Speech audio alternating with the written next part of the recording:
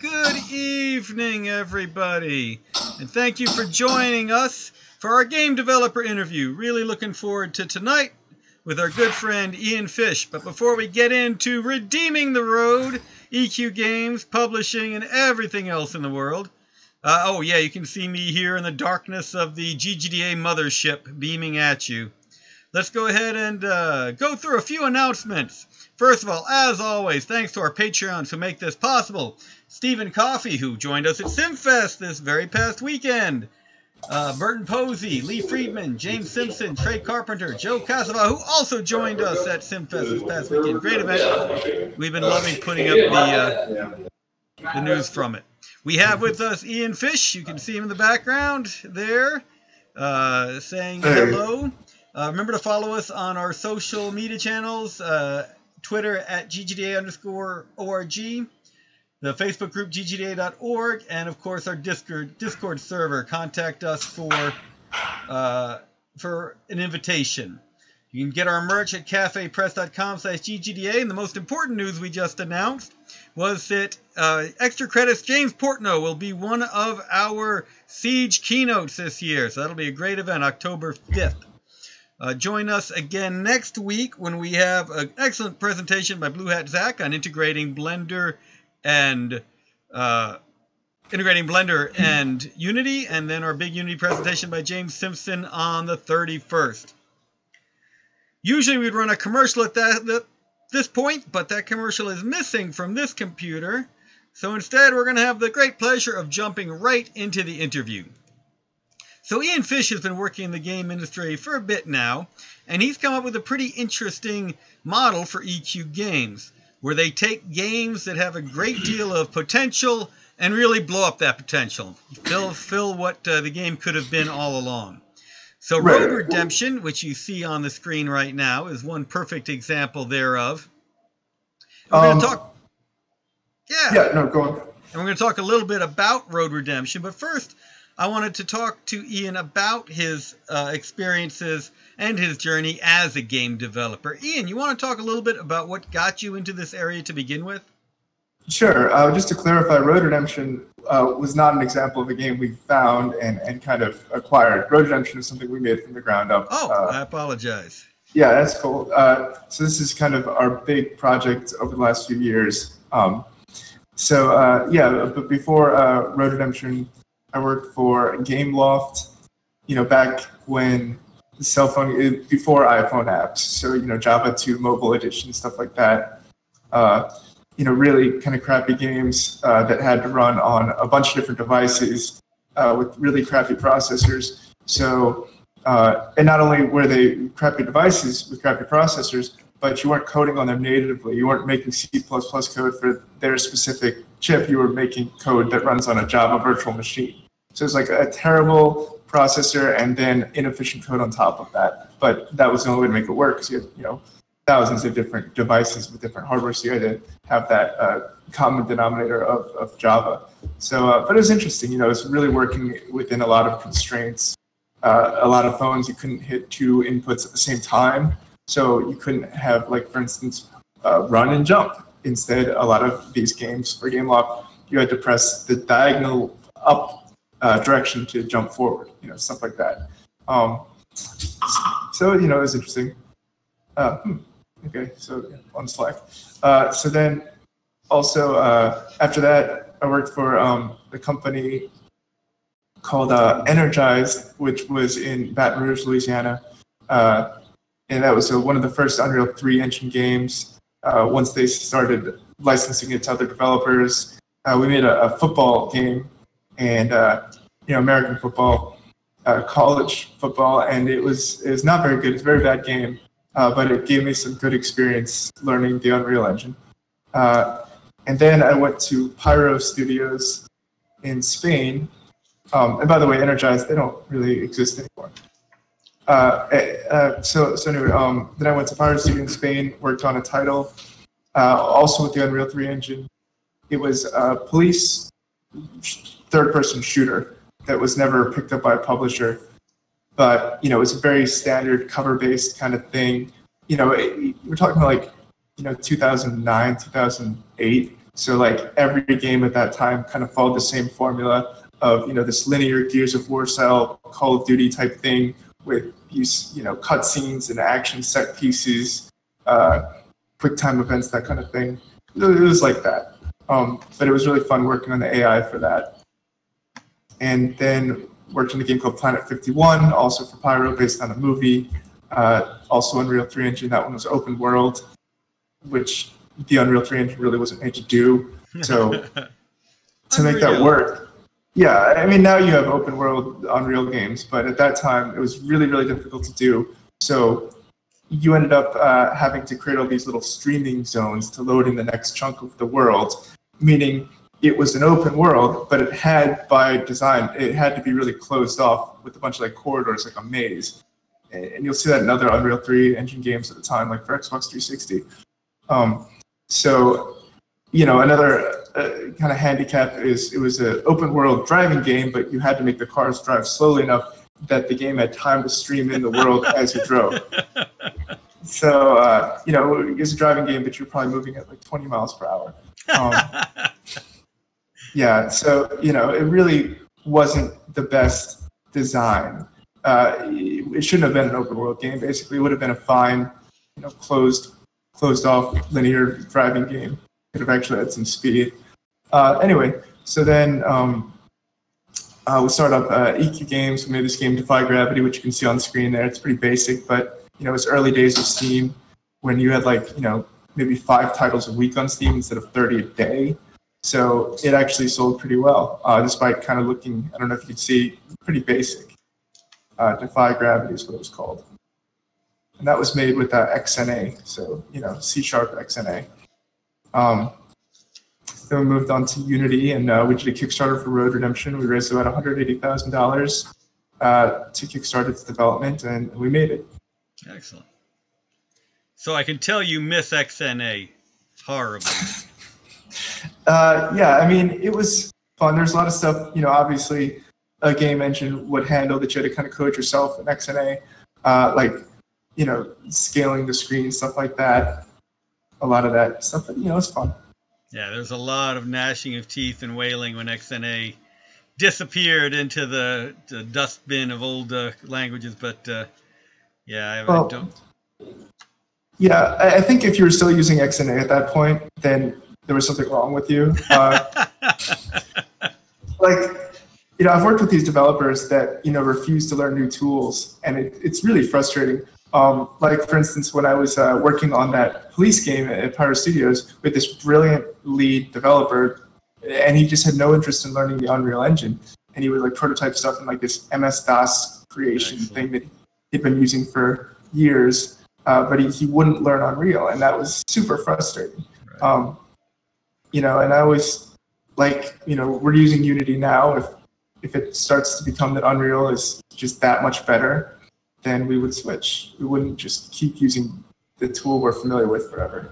Yes, it's hilarious because the advantage of an old studio like mine was that we had our own engine that we built in-house. And of course, as other engines came out and had much more money to spend on developing them, our big competitive advantage disappeared, went by the wayside. And speaking of Unreal developers, I've just been notified we are being hosted by Tripwire Interactive's channel. So hello, everyone over at Tripwire Interactive and everyone tuning in from them. We won't consider that a raid because if it was a raid, we'd have Zeds all over the place.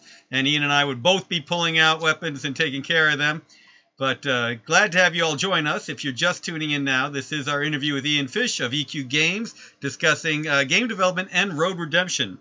Before we get into Road Redemption, I want to talk a little bit more about your philosophy as a game dev, because it's interesting hearing you talking about that experience where you've worked on games where you're not necessarily proud of the final product, but you're proud of what you did, you're proud of what the team tried to accomplish and the efforts that they put into it.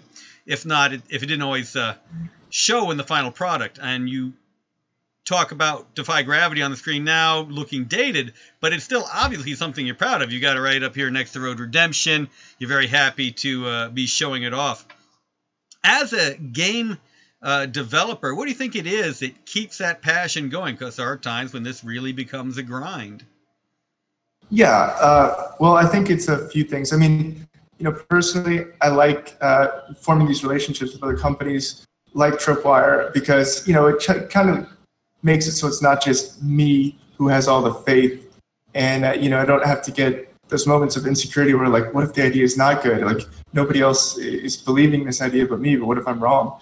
So it's awesome to have people like Tripwire who kind of show, hey, other people think this is a cool idea too. And that was definitely true with Kickstarter. It wasn't just like, hey, let's do a game that's kind of like Road Rash, but better in these types of ways. We had all these people on Kickstarter supporting us, saying, we really want to play this. Your game's awesome. Keep working on it, keep improving it. So like that really helps me stay motivated. Just knowing that it's not just me. Yeah, definitely had that same experience with our Kickstarter and love that sort of passion, not just from other developers, but also from people who want to play the game, definitely being the most fulfilling part. So part of the issue with this, however, is that you start getting feedback from a lot of different sources, and you definitely have your own vision as a game developer. So as a designer, I've got to ask you, when you've got that vision in place and you start getting all this other feedback, how do you know what to tune out and how do you know what to take in? What makes it into your final design from everything you're hearing from outside? Well, I mean, we listen to all the feedback and we take that pretty seriously. People say the game's too hard. I have to believe them because I have no perspective on that because I made it. Of course, I'm going to think it's not hard enough. There are sometimes when people will make suggestions that, I don't understand at first, and I'll ask them about it, and I'll kind of bring up my counterpoints as to why it's not a good suggestion. And then, maybe they'll be swayed, or maybe they'll sway me, like, hey, actually, it would be fun to do this. A good example of something a lot of people wanted from Road Redemption is in the original Road Rash games on Sega Genesis, Mega Drive, whatever. If you got knocked off your bike, you'd have to run back toward it and pick it up again. And a lot of people say, we want that because it was in the old Road Rash. And I said, well, that is just downtime. It's just dead time when you're doing nothing but watching a character walk back to his bike. Like, how that doesn't make the game more fun. And we'd have these little debates. And eventually, I feel like either, they got to my side or they just gave up. But that was one thing. Well, I like how you handled it. You click back to the menu and you go back to track. Get a little bit of blood, take some damage, and jump right back into it. Right, and usually when you crash in Road Redemption, you just kind of teleport back to your bike. There's no on foot waiting and watching the guy move across the screen. That was something a lot of people suggested. Another thing a lot of people wanted was the chain weapon in the game. And it's not like the chain wouldn't be cool, it's just that the amount of programming involved for the chain with all the physics and joints and stuff just didn't really have any impact on gameplay. Like, it wouldn't play any different from just a rigid bat or baton. So it just, it wasn't like I disagreed with them that, that wouldn't be cool. It was just we didn't have time to do it. Right. It wasn't worth the investment. So you've had a fairly extensive game development career, moving on through with some projects didn't turn out as you'd hoped, others that have done fairly well. What do you think are some of the major lessons you've taken regarding design, be it how to listen to players, be it what kind of preparation and insights you do, whether it be testing constantly or whatever? What do you think are some of the primary lessons you've picked up on this journey? Yeah, I think you definitely have to listen to your to players who play the game, and you also have to assume that when they're in the room with you, that they're probably lying about things.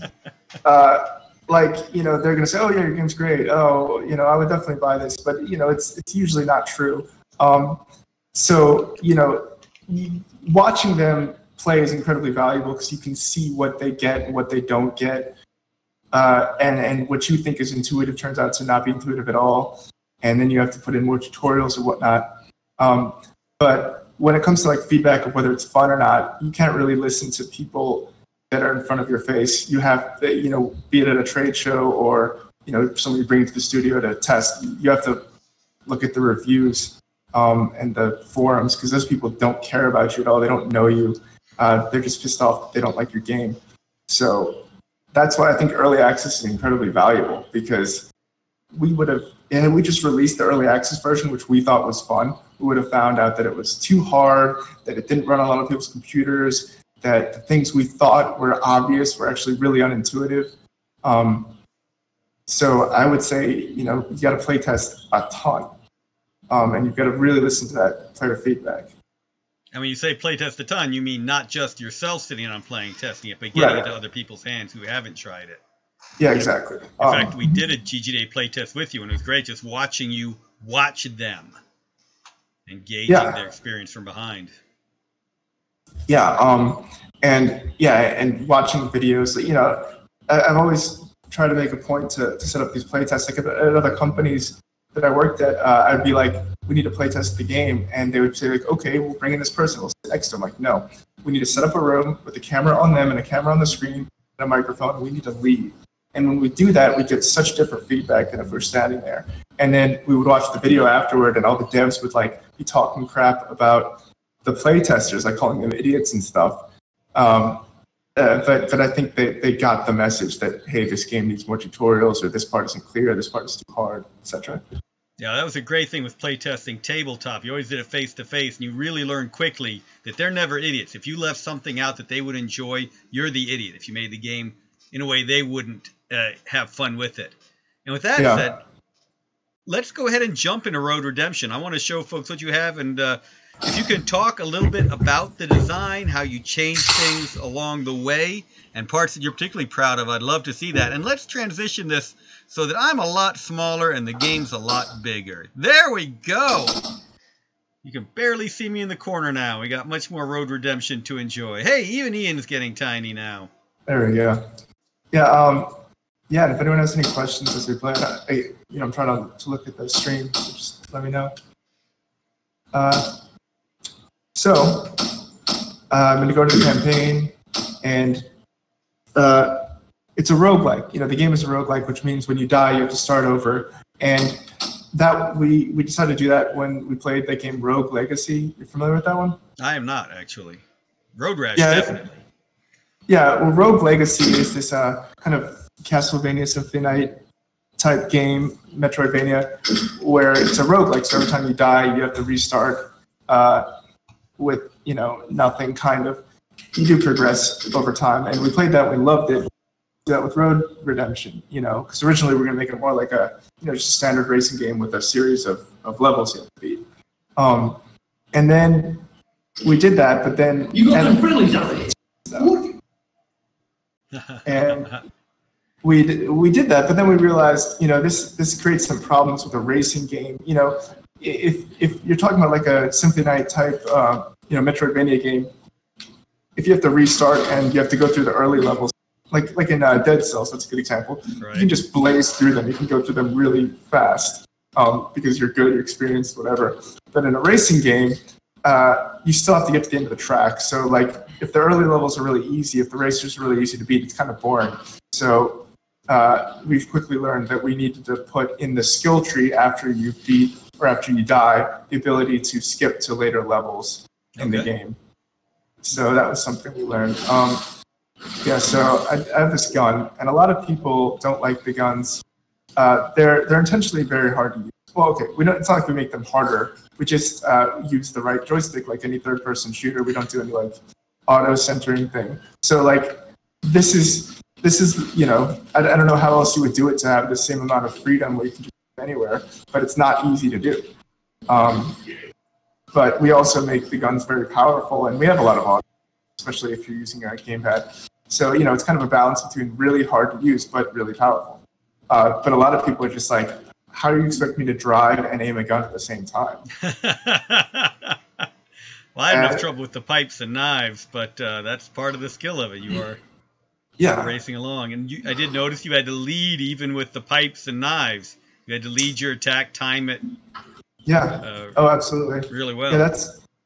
Originally we were going to have this thing, which I think is in some of the versions of Road Rash, where you can hold down the button and that makes it more powerful, and then you release the button to release your attack. And we liked that idea, but then my brother was like, that means you don't have to time your attacks anymore. You just let go and the swing happens instantly. It takes a lot of that fun challenge of having to lead your attacks out of the game. So we removed that. Yeah, I like the timing. The timing was a neat addition. I was expecting more of a quick twitch reaction to it, which wasn't there. There's definitely more thinking to the combat aspect as well as to the driving aspect. Yeah. This weapon, this sword, are all the quickest. They have the least amount of windup, but there's still, there's still a bit of time there. The AI does a ton of work to make these fights possible. Like they'll just kind of like lock onto you like that. See, Right. and that that's them keeping your speed. You don't have to do anything really. So when you try to get multiple players playing at the same time with their local player online, it's really, really hard to stay, connected like that, parallel to each other to have a combat. So my brother especially did a ton of work with the AI to make that possible. Yeah, excellent. And one of the things I like is the ability to really time shots so that you get multiple enemies at one time. Bashing two of them at once is a special pleasure, but it usually takes really good timing to set it off. You have to drive one into the other and then start whacking them appropriately. Yeah, this is the longest weapon class, this pole thing, and it's got a pretty long windup.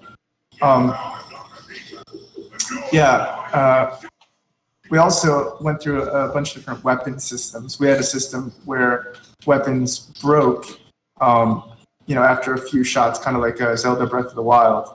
And then, so you'd be constantly getting new weapons, breaking old weapons, and just like tons of weapons. And it was a big fight to get away from that system. Because I didn't like it because it kind of took a lot of the choice and tactics out of the game. Kind of like Breath of the Wild, actually. Where you just kind of use whatever weapon you have rather than using the right weapon for the right situation. It also made it so your inventory there on the screen was constantly, all the weapons were changing places, and you had to constantly take your focus off the road and decide which weapon you wanted to use and where it was. And now all the weapons kind of stay in their predetermined slot. Like swords are always on the left D-pad, guns are always on the right, so you don't have to constantly look down anymore. That's an interesting conversation because a lot of people are concerned about when you focus just on core gameplay, are you missing other things? But on the same token, you're saying, what is the core about this game? It's not inventory management, which it is in some games. It is the combat and the racing. And, of course, the leveling up later on. And we still have a lot of weapons and a pretty big inventory. We just, your pipe is always in the same spot in the inventory because it's not breaking all the time and getting put in another spot when you pick up a different pipe. So we got rid of weapon durability. It was a huge fight, but finally, I don't know. Maybe my development partners just gave up, but I think it's better for it. Now, one thing I enjoyed was the named opponents who would appear, mainly the police officers, throughout the race. And with me, and the time I played it, I didn't really get much in the way of personalities, but it was certainly something fun to project onto them. When you were designing the NPCs for them, did you take that sort of thing into account? How should they appear to the players, and what will the players think about them throughout the races? Yeah, well, we originally wanted to police names from like Black Lives Matter cases, like those cops. And we thought it would be, I don't know. We decided against it. We thought it was too controversial, too political, and being political and game dev is generally not a great idea. Most gamers know just enough about current events and politics to be super, super ignorant. So, super focused on their own. Right, and that's fine. Like, if they want to be able, that's way better than knowing a little bit of information, but just enough to get everything wrong. Right. So, anyway, we decided not to do that.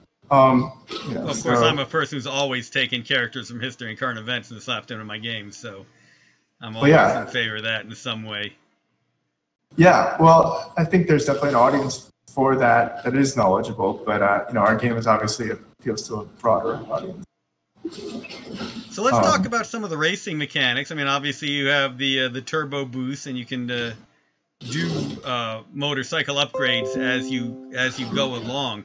Some of the mechanics I didn't remember from Road Rash certainly was the hard space bar to do the hard space bar to do a hard turn, various capabilities that you gave the player to do to adjust how they maneuvered their motorcycle. How much time do you have to spend figuring out exactly what keys would do what? Because it's not just a copy from other games.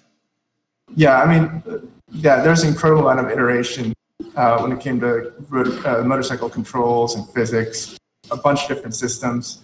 In the end, we have something quite weird where we have wheel colliders that have 0 horizontal friction, which enables you to kind of go like that without feeling every little bump in the train and getting locked up. But they're still providing. Actually, I can't even remember. Like, we've changed the system so many times. At one point, the wheel colliders themselves, as they spin, would provide your forward motion, and then we switched to just kind of pushing, having a force on the back of the bike, and I can't even remember which one we settled on. So we changed it back and forth so many times. But right now, the way the game works is whenever you press this handbrake button, you start skidding. How the heck does that work? Maybe there is a little bit of horizontal friction on. Wait, I don't know. I'm gonna have to go back and look at the code. But the point is, I don't think this is very realistic in terms of actually riding a motorcycle. Right. Right. But it is fun, and there's a trade-off when you use the handbrake. You lose a little bit of that grip, so you slide around a bit more. But you can also make sharper turns, kind of like a power slide. So I have to ask this on behalf of Brian Miller, who normally does these interviews for us. Design doc, are all these changes listed in your voluminous, copious design documentation? Some of them actually are. We actually, I'm a pretty firm believer in documentation, especially like as your teams get larger, having a document that people can refer to and evaluate rather than what I find a lot of times is you'll say like, okay, I have this system in my head, implement it. And you'll give like a brief description of that system. Like, I don't know, this store for example. And then someone will implement it and it'll be completely different from what you thought in your head. You're like, oh my God, this is so obvious. How could you do it this way? But then you realize there are a lot of different ways of interpreting some basic instructions. So I find the best thing to do is to have a design doc where people actually mock up what they think in Photoshop or however they want to do it, and then having that to refer to. It ultimately depends on how many people are on your project. Like if you're the only one on your project, what's really the value of a design doc? It's just for you. But if there are a bunch of people, then I think it's very important.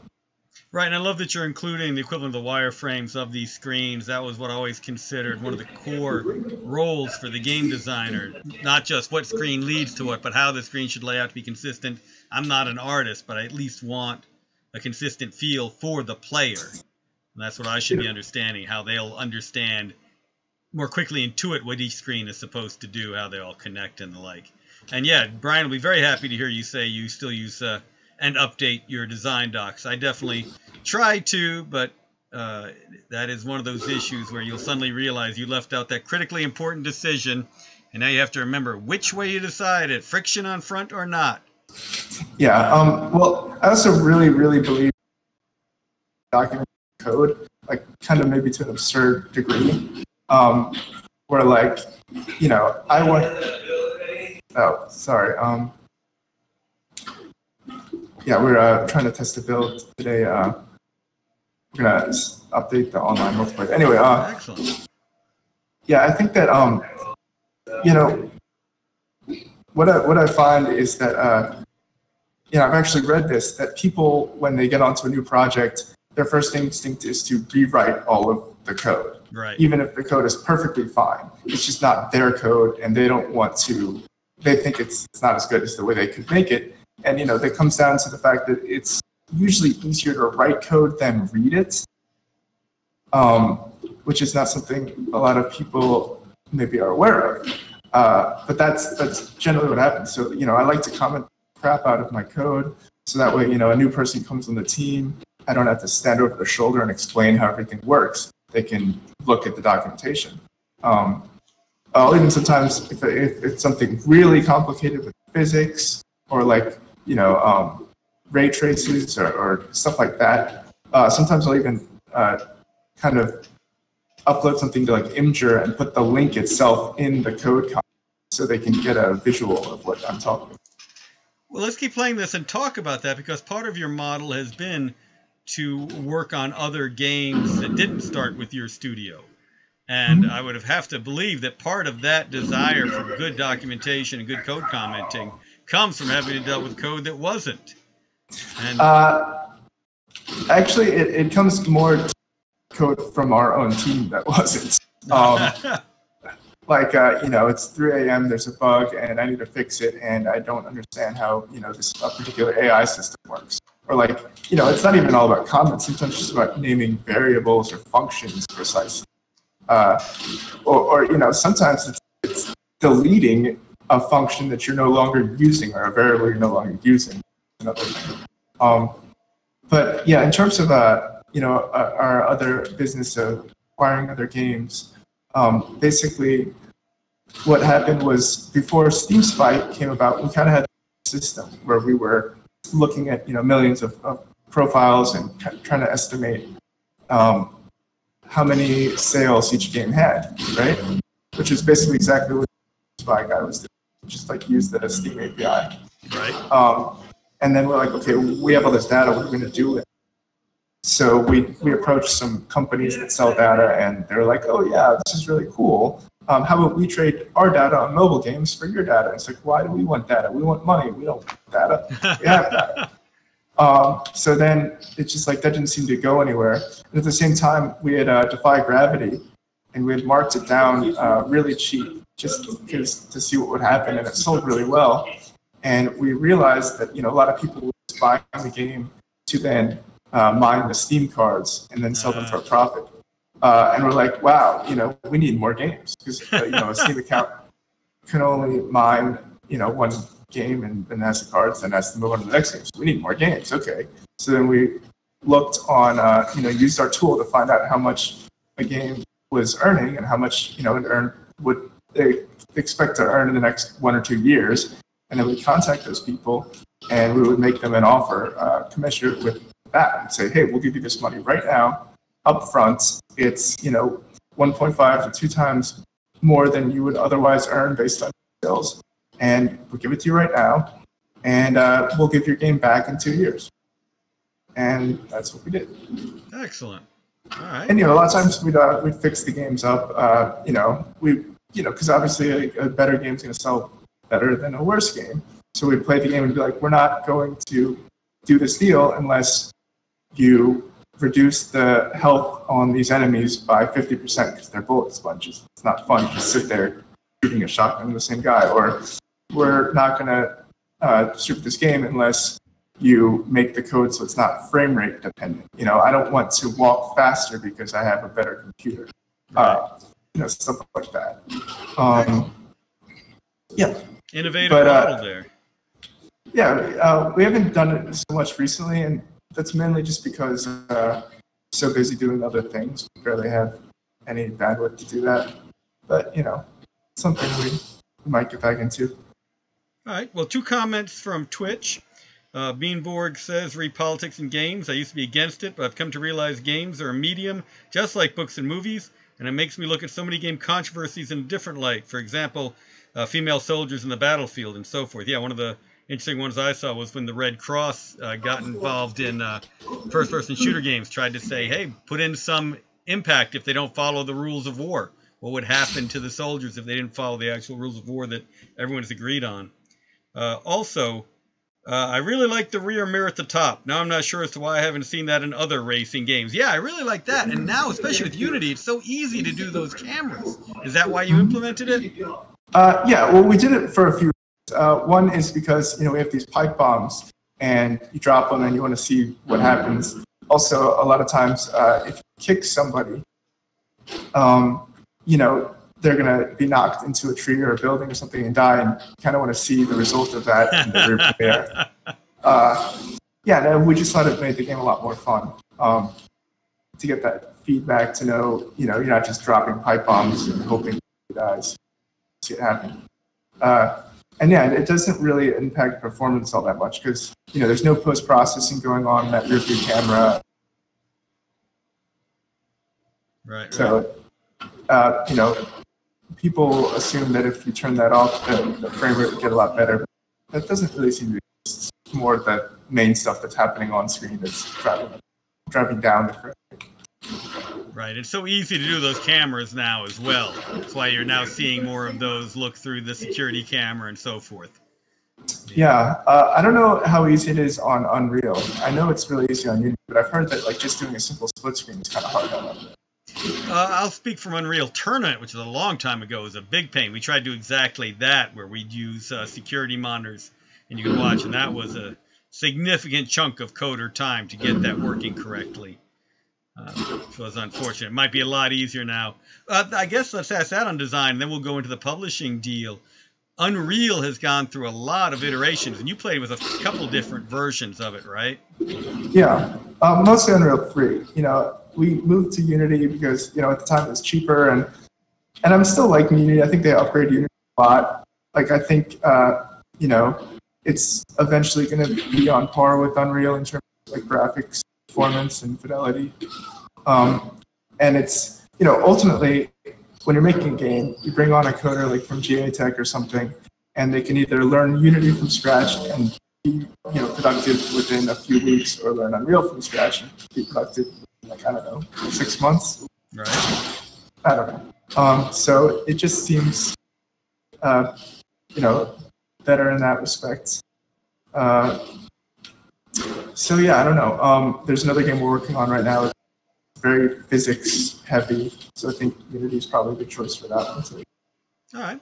Well, let's talk about your Unreal partners, Tripwire Interactive. You're one of the very first games that they are now publishing, not only making games, but publishing them as well. You connected with them and obviously managed to get it to work out. First of all, how have sales been going since you partnered with them? I don't expect exact numbers, but is it a nice pickup? Yeah, very good. Yeah, they've in so many ways. You know, they have good connections with Valve. Obviously, you know, they've been on Steam since almost the beginning with that Red Orchestra, so they have that long relationship. They also, you know, John and others there, you know, they have a lot of game dev experience, and you know, they've been able to give us tips on like how to improve the online multiplayer, for instance, because that's been their bread and butter. And they, you know, they'll play the game and they'll say, you need to make it, you need to have more nitro on the road, or you need to close the gap between super skilled players and novice players to make the game more fun, and you know, all this great advice on that. And you know, having those close connections with Valve has definitely, I think, helped our sales. We got a lot of good exposure during the Steam summer sale, and you know, pretty soon we'll be on a Tripwire publisher sale, and you know, we're talking about a free weekend. So yeah, it's been really awesome. Excellent, excellent, excellent. So you've publishers usually handle a number of different areas. It can be that they just do the marketing, they just give you the money, they do QA, they give advice as well. I've been fortunate to work with really good publishers like SSI back when it was still around, and worked with other publishers who sadly had their issues and didn't really come through. This one obviously has come through to the extent that you've launched, or you're now working in partnership, and there's some good support going along. We've already talked about their help with marketing and their help with actual design process to it. Is it basically what you had hoped for when you came into a publisher? Or did you have another vision in mind when you first started the conversation? No, it's exactly what yeah, I mean, we talked to a number of publishers. You know, we didn't have as close connections with them. They weren't in Atlanta, for instance. And we got offers from a lot of them, but we didn't really like the terms of the deal. We didn't feel like they really cared about us. Right. You know, a lot of them were foreign, you know, Germany, China, Russia, that kind of thing. And, you know, we had misgivings. You know, some of the contracts that they would present us with would be like, you know, you get this and this share after we our costs, of which, you know, they can do whatever we want, and we don't have to show evidence that we actually spent the money, and that whole thing. And if you want to sue them, you got to do it in Czechoslovakia. exactly right. So you're never going to do that, and then it's like just getting to the discovery phase where you're like finding out how much your game actually made would probably be a process. So I have severe misgivings there.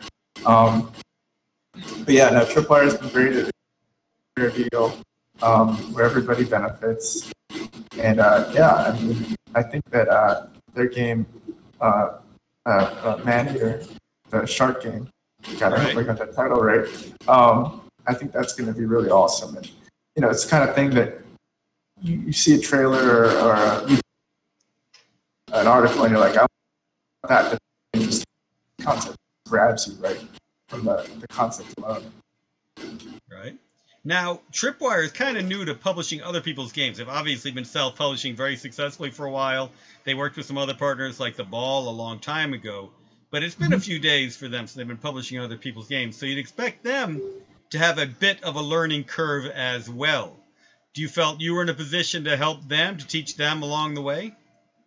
I mean, I think that, I've made some suggestions about marketing stuff, but I think they know what they're doing. I mean, they've been marketing their own games, obviously, very, very well for a long time. So they know the ins and outs pretty well of how to market a game. And, maybe if we're making something totally different, like, I don't know, like a mobile match 3 game, they might not know how to do that. But they might, I don't know. But, an action-based game for PC, I think they know what they're doing there. Now, it's interesting because clearly they've got a reputation for a strong fidelity to realism. Even if we got Zeds and freakish weapons and the like, they're still trying to be very much realistic to that setting. You've already admitted this isn't exactly doing realistic physics. It's not the way a motorcycle would drive in the real world, much less shooting and everything else from it. Do you feel there was some disconnect there? Do you think they felt and immediately understood what you were trying to accomplish with this game?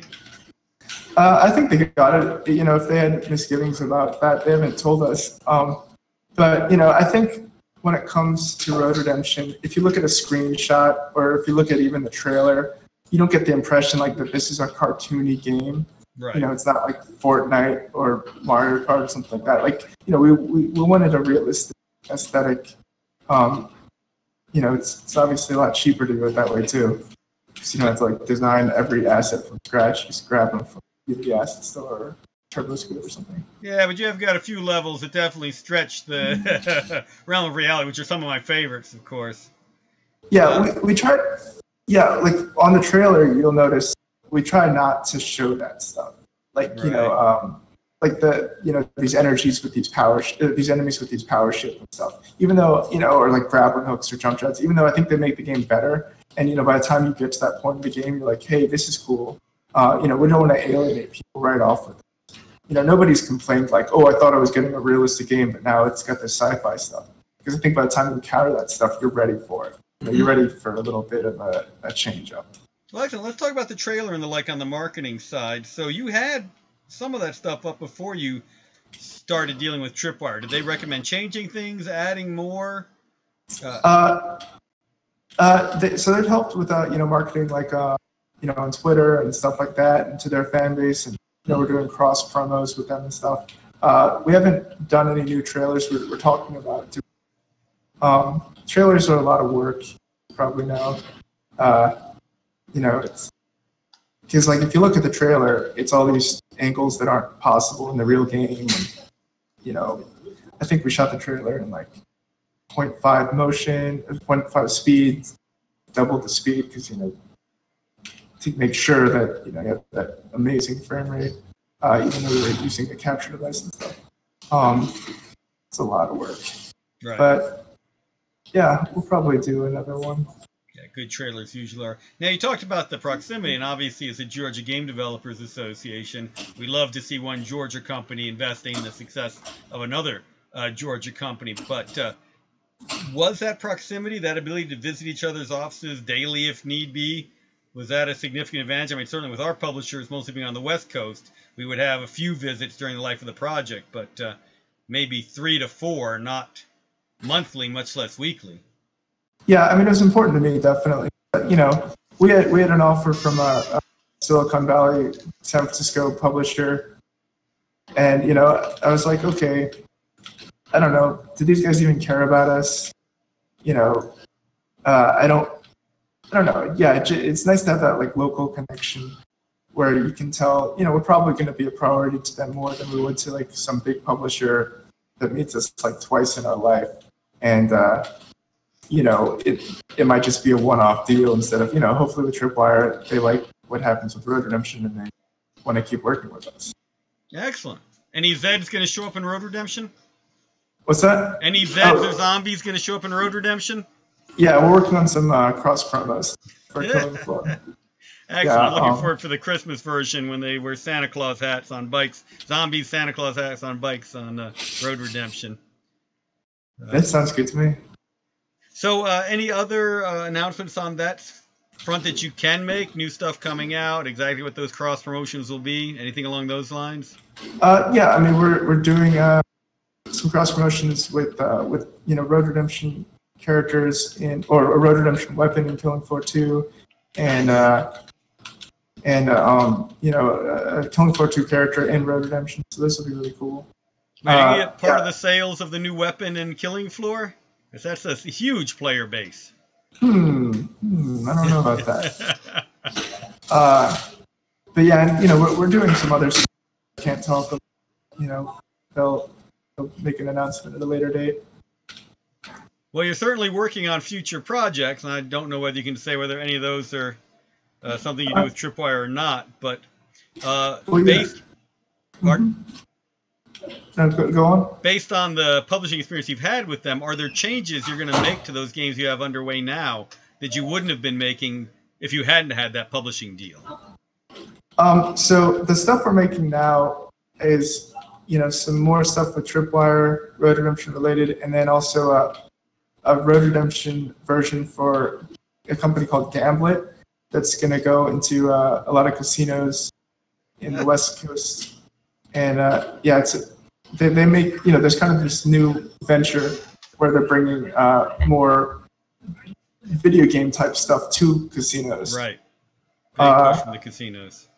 Yeah, and you know, we're making a version of Road Redemption it's touchscreen based. That's what their hardware is, and it's really, really different from this version of Road Redemption. But it's really optimized for, you know, kind of a little bit more of a casual audience, more of a slot machine audience. But it's, you know, it's really addictive, I think, or compelling. That's the word they like to use. From Twitch, we hear card games on motorcycles. Yeah, this is one of my favorite levels. Just saying that right now we've got it in front of you. Love this craziness. Yeah. So yeah, the Gamblit version of the game, that'll be out pretty soon. And then we're also working on another similar thing to that, which is another kind of gambling device that's going to be in Class 2 casinos. That's very, very different from Road Redemption, but still kind of a 3D video game-esque machine. It'll be interesting. Excellent. We're prototyping another new idea to be the Road Redemption follow-up. Also very, it's a hardcore game. It's a online multiplayer-focused game. Nice. That's a busy studio. Yeah, I know. Well, what's that? I was gonna say, you finally getting ready to qualify for the Georgia tax credit, $250,000 payroll. Yeah, I think so. That seems doable this year. I mean, the problem is a lot of our people are in California and New Orleans. Got to get them here in Georgia. I know. Believe me, I've tried. You can just put that tax credit right into their salary. Yeah, well, all the new hires are going to be in Georgia, and they have been so since we moved here. Very glad to hear that. Always excited to see growing studios here in the state. So that's a good list of future projects. You've got a significant catalog online right now.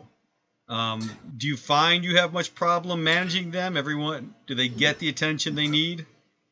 Well, so the games, for instance, you know, we're not too involved with those. We basically, when we acquired those, we said make these changes, and they did, and that's it. So yeah, it's just juggling our in development only challenge. Excellent, excellent. Definitely things that can keep you quite busy. So the Road Redemption fan base, I've managed to look a little bit into that. There are definitely some dedicated players and fans already. How big a community is that? Are you pretty happy with the community that's forming around it? Yeah, I'm not exactly sure how big the community is, but like they're really cool people. They call me a lot because my phone number's in the game. And that's definitely a biased player base because like by the time you're going to call me, you're not just going to call me to tell me that the game sucks.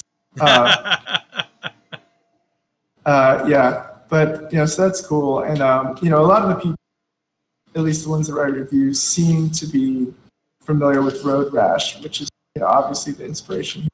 But it's cool to talk to new people too that had never played Road Rash and just thought it was a cool idea for a game. Very cool. All right, we've got 5 more minutes in this interview. We've gotten some good comments from Twitch already. Anyone in Mixer or YouTube want to tell us anything? Would love to hear from you as well. So with a game like this, where you do have a mixture of strong elements, the racing and the combat, how do you handle the character advancement? How do you decide what really matters to the player to be able to spend their money on and concentrate upon? Well, obviously it all comes back to health, because it's just like the goal of the game is to survive to the end. And if you lose a race or you come in fourth or worse, then you lose some of your max health. So, basically it's a system where health is the main thing that you want and you want to keep. And then you lose health if you're not fast enough. You lose these races. And to get faster, you have to get nitro. And to get nitro, you have to kill people. So, there's that whole system of one thing feeding into another. And then to kill people, you want to upgrade your weapons. But, it all comes back to staying alive. Right, so that's where the upgrades, the changes, and so forth, that's what the focus is for that. Yeah, so, that is the end goal, or at least it should be. I should probably turn on the graphics. So for the next Road Redemption, we can expect a big open world like Grand Theft Motorcycle? I don't know. What's fun, the open world doesn't really work with the melee combat. You kind of need to be going in the same direction speed. But, whoa, where are they going? But it works really well for the gun combat. We would play just messing around in split screen online, just like driving around in open world, shooting at each other. And that was actually really fun. So, I don't know, maybe a battle royale would be fun with motorcycles. Maybe Xaviant can make that. So what about some helicopters I can take out with my club? Yeah, that would be it would be really hard. With the grappling hook, you could like latch onto it. Oh, there you go. And then just kind of like come up to it. Excellent. Yeah, it's very clear that you've enjoyed playing the game yourself. Yeah, I'm really good at it. Excellent. Yeah, actually I'm not that good. There are other players that will be able to just get through it without dying. I usually die a couple. Right. Certainly better than I've been at it, but I've got to get it with controller rather than just keyboard. Oh yeah, I'm using controller here. So there's no excuse. We're going to get more hate from the keyboard players. Keyboard's always better. Yeah, keyboard's definitely easier to aim with mouse and keyboard. The driving, obviously that's going to be better on an analog stick. So I play both ways. All right, Twitch, YouTube, and Mixer, it's your last chance to ask a question. Otherwise, I'm going to go ahead and take the last question. I'll ask the last question. If you give me one, we'll try and force it into the time. But 5 years down the line, EQ Games still operating. What would you like to be doing at that time? What kind of games would you like to be turning out? What sort of projects would you like to be working on? Well, hopefully these gambling initiatives go well. But, and ideally, this thing we're prototyping now, giant physics-based robots, that becomes really big. I think it'll be big. I think it'll make a really amazing trailer and also a really good game. We'll I see. can never complain about robots. Sounds like an excellent addition. Yeah, it's pretty out there, and it might not even be possible in current gen consoles. We'll see. All right, so Road Redemption is available on Steam right now. EQ Games is online. Sugar Fiend 99 says they just joined the stream. When do you think it'll be in early access? What's the state of this game, Ian? Which game were we talking about? Road Redemption. Yeah, well, we're hoping to get into pre-alpha next month. Is that? He said, what about early access? When do you think it'll be out of early access? That is a great question. I mean, I guess, I would like to know their opinion of how long they think it has left. All right, Sugar Fiend 99, if you heard that, they'd like to know how long you think it should take them to get it out of early access. Yeah, you commented, you missed at the beginning, we talked about the advantage of having early access as a way to test games and the big advantage that gives developers to make good games that players will enjoy when the full launch happens. So we'll give Sugar Fiend a minute to catch up with the delay that Restream gives us. So we're actually going past the 9 o'clock hour. We'll see what kind of input we get. But what's your favorite level, Ian? That's tough. I guess I like the ones with a lot of the cars. Those are more exciting. Right. I don't know. Dipping between them. Yeah. Race levels are more exciting to me than the non-race. Beanborg on Twitch says, game looks fun, exclamation mark. All right. All right, Sugar Fiend 99, I tell you what, we're going to be putting this up on YouTube. Actually, this stream will be up on YouTube. If you want to go comment in it when you think they should get the game out of early access, that would be perfect. And Yep. Ian, definitely appreciate your time with this. Glad this is doing well for you. Glad the partnership with Tripwire is working so well. Any Awesome. last thoughts? No, just thank you so much for your time and for, being such an instrumental force in the GGA. All right, glad to have been working with you. Okay, everybody, have a wonderful night. Next GGA meeting will be in August. We have the July 28th streaming event at VS Realm. And again, James Portnow, keynoting Siege in October. Take care.